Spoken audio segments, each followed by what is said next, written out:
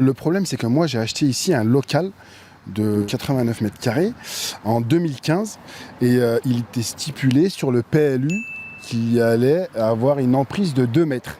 En 2019, le PLU a été changé.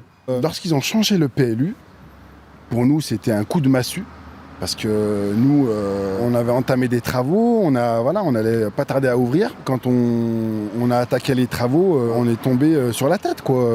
On nous a dit que voilà, aujourd'hui, l'emprise était 5,50 mètres. 5,50 mètres. Donc aujourd'hui, ils vous cassent votre bâtiment. Ils nous cassent notre bâtiment, ils prennent 40% du parking qu'aujourd'hui j'ai en jouissance exclusif. Donc ils me prennent quand même une partie de mon chiffre d'affaires. Le commerce ne sera plus viable comme aujourd'hui, tout simplement. Le Citral, venez, on va faire une étude ensemble. Mais venez sur place. C'est facile de parler dans les plateaux, c'est facile de dire que vous avez raison, que certaines personnes font des vidéos fausses parce qu'ils sont plus pour l'écologie. On n'est pas contre l'écologie. J'ai 2 salariés qui viennent en vélo. Moi-même, je fais du vélo. J'aime le vélo, c'est normal, c'est bien, c'est important de faire du vélo, mais pas aux dépens de nos entreprises.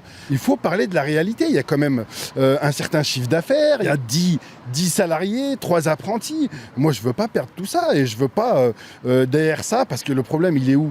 Il est que le Citral, vous savez, c'est la boule de fer qui veut écraser la boule de terre, quoi.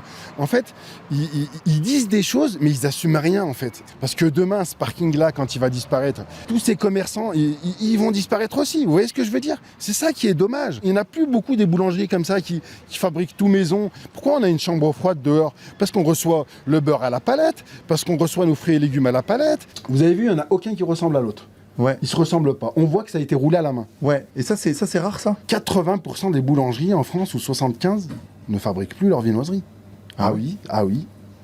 Ouais, c'est des gros industriels qui font leur viennoiserie. Une boulangerie déjà qui fait sa viennoiserie au levain, pur beurre. Je vais vous sortir le beurre Campina. Je veux bien. C'est du beurre français. Vu qu'on met du levain dans nos produits, on laisse la fermentation se faire lentement.